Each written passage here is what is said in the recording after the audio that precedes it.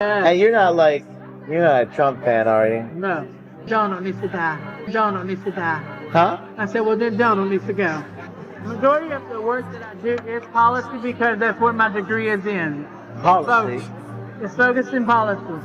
And so I do a lot of, that's why I go to a lot of embassies and a lot of events at the White House. That sounds, you were the White House? I go to the White House. So do you have to keep your mouth kind of shut because you're working for a Republican? You can't say? Well, I don't, yeah, I really keep it to myself. So you're like besties with Nancy Pelosi? I love Nancy. My picture of Nancy Pelosi and I is on my desk. I don't know if your constituents would want to know that though, huh? Would they be pissed off? They don't care. If they do, they kiss the crack of my ass. There's a lot of things that I do here, and there's a lot of things that I see with my own eyes. I just hard throwing one line either. That man in a wheelchair. Orgies and cocaine. Those claims are drawing a lot of disbelief after a North Carolina congressman made them. Russ, who was he referring to? Well, his colleagues in Congress. He didn't name names, but even so, it's enough to draw ire from the people who work alongside him.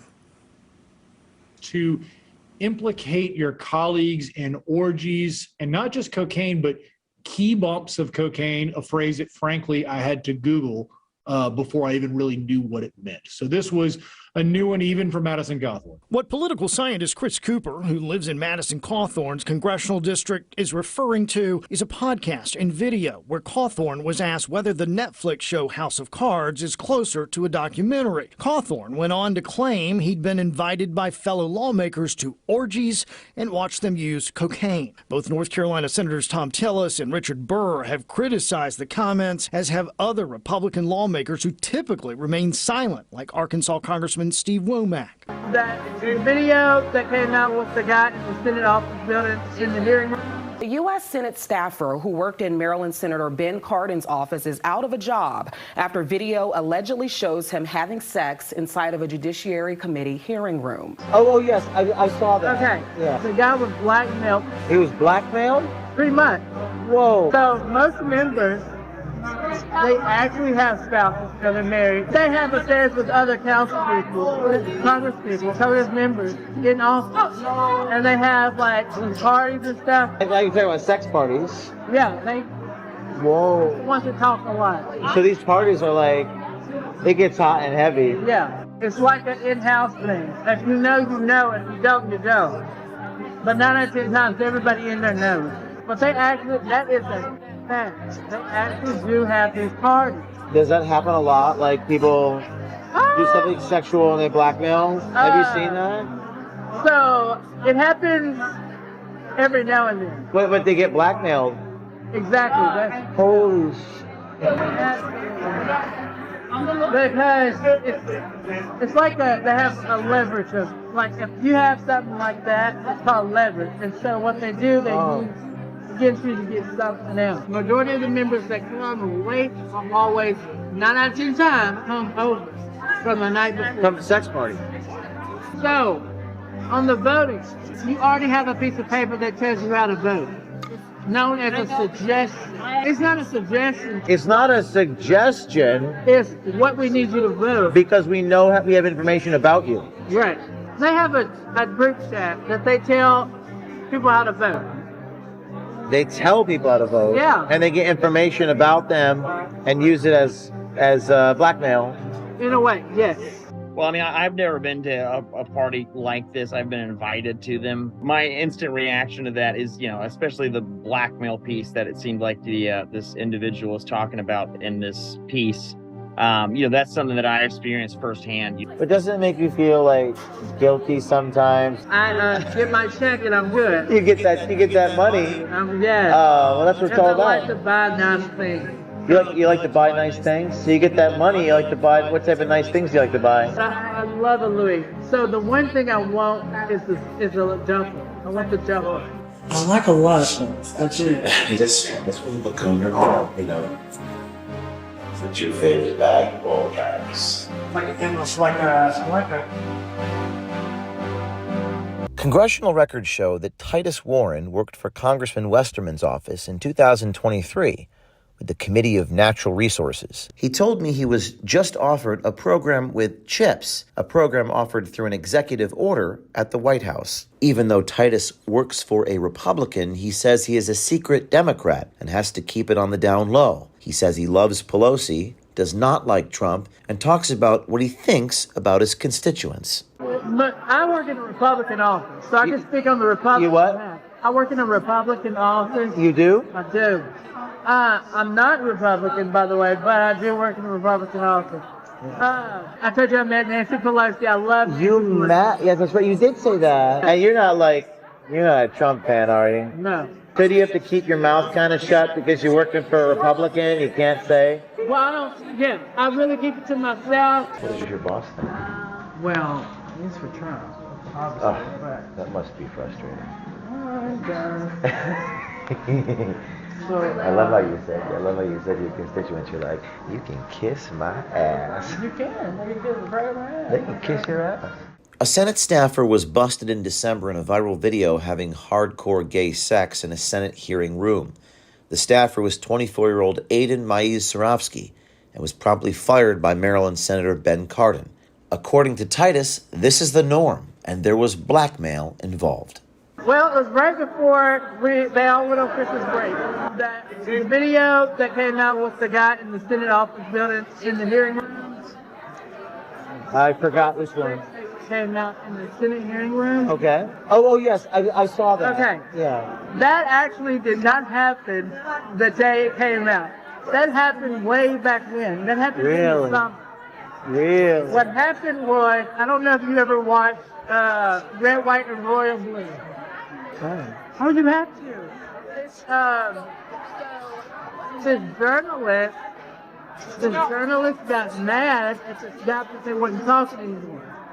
And so he linked it to another journalist so they can publish it. And then the guy was blackmailed technically by it because he didn't know they were publishing it. He was blackmailed? Pretty much.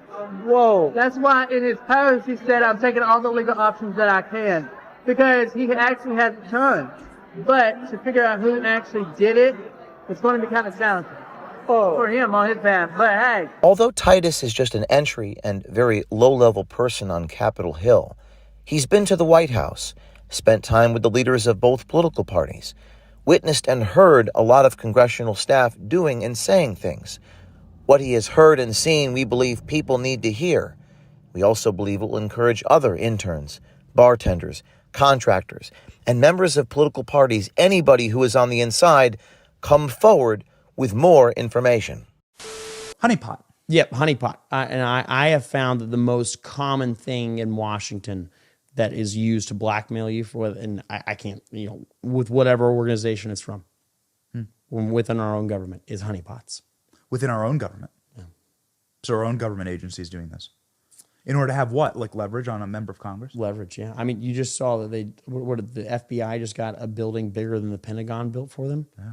And I mean, and then all of a sudden, think about it. 10 days before the vote was supposed to happen, it was likely it was not going to pass. 10 days before the vote was going to happen, they then, a story got leaked. Things don't get leaked from the FBI.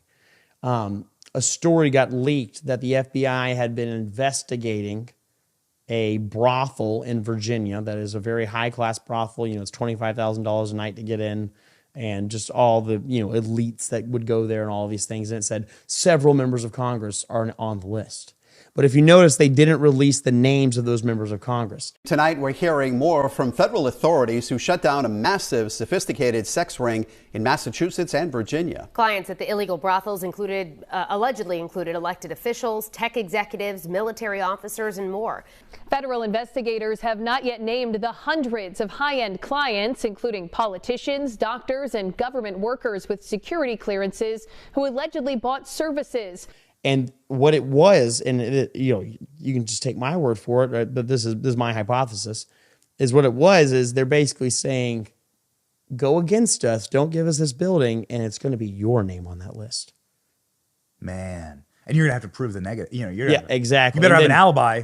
Right. And then being in politics, you're not innocent until proven guilty. You're guilty until you can prove yourself innocent. Exactly right. Yeah. Right. And so, that's That's kind of their whole move. Did you ever suspect? Did any chick ever come up and hit on you and you suspected they were a honeypot? Oh, tons. Really? Yeah, but I mean, you know, and I can't always say like, oh, that was from the intelligence community or that was from, you know, China, or so we know that's real. Yeah, right? or that's was it like that's you like know, confirmed? Like Eric Swalwell. Was that from the Democrats? Was that from the Republicans? Sure. Was that from this group or that group? There's so many groups that have interest in public policy. I mean, it affects literally 350 million people in the world, and then the rest of the world because of it. Yeah, 7 billion people. In the yeah, world. and so I'm telling you, like these people are very creative, and I've had a lot of women who I'm like, that wasn't that funny of a joke, and you're laughing way too hard. Like, I'm gonna tell you right now. And like, you know, I accept that I'm a decently good looking guy. I got blue eyes, a decent jawline, but I also accept the fact like I'm in a freaking wheelchair. And I'm like, I don't know why like 3 10s all at one time are like, we should all go back together. And I'm like, no, actually, I don't think you guys are real. And then unpack that story. So that happened? Oh yeah, that's happened multiple times. But it was not like in DC. 3 women. Yeah. They're all smokes. All smoke and shows. they come up to you and they're like laughing. Oh yeah, we're having a great time. We're having drinks. Tell me about it. So, yeah, so we're at a set bar. it up. What happened? We're not in DC. We're in Texas. Okay. At a bar, everything's going great. I was speaking at an event there, so it was well known I was in that area. And then, I mean, you know, I can just imagine because I know how easy it is to follow, you know, political opponents around. You just pay like a PI like $500 a day, and they'll just follow them around. And be like, oh, they're here now. And so, you know, it's easy to be followed around. Like, it's very easy to know where somebody is, especially if they have a public name. But anyway, so I'm at this bar. Everything's going great. And then I see a pretty girl. I was like, oh, hey, how are you? And then all of a sudden, some other really pretty girl comes over and joins her and starts talking to me. And then another really, really attractive girl. They know each other? Yeah, they're saying they're all friends. Oh. And then they're like, oh, and then, but they're not trying to go back to their table. They're just staying around me. And I'm sitting there talking to them. And then all of a sudden, I just kind of look around. And that, you know, I have a little fire alarm going off. It's like, all these women are way too attractive. It's like, well, ladies, I hope you guys have a great night. I got to get back and all this stuff. And next thing you know, they're like, well, why don't we all come back with you? And to your room? Yeah. And I was just kind of like looked at him, smiled. And I was like, as fun as that sounds, I'm a man of God, so I got to get out of here. And man, but I guarantee, like, it's situations like that. It's like no guy is that lucky. Like, you know, it's all these things. And they didn't even know I was a congressman. They didn't bring it up at all. So it's not like they were being like, oh, this guy's a congressman. They're like, oh, so a guy in a wheelchair with blue eyes. I mean, my blue eyes are great. Don't get me wrong. But it's not worth, 3 smoke shows for whatever acts they wanted to do. And I guarantee, like, if you go and partake in stuff like that, you're going to wind up on the front page of something when you don't vote the right way. You're going to wind up compromised. Do you know other members of Congress that took the bait and are compromised? You don't know how to name them, but like, do you I've seen guys, get with really, really pretty women, and you have the suspect it. Coochie Chagalia.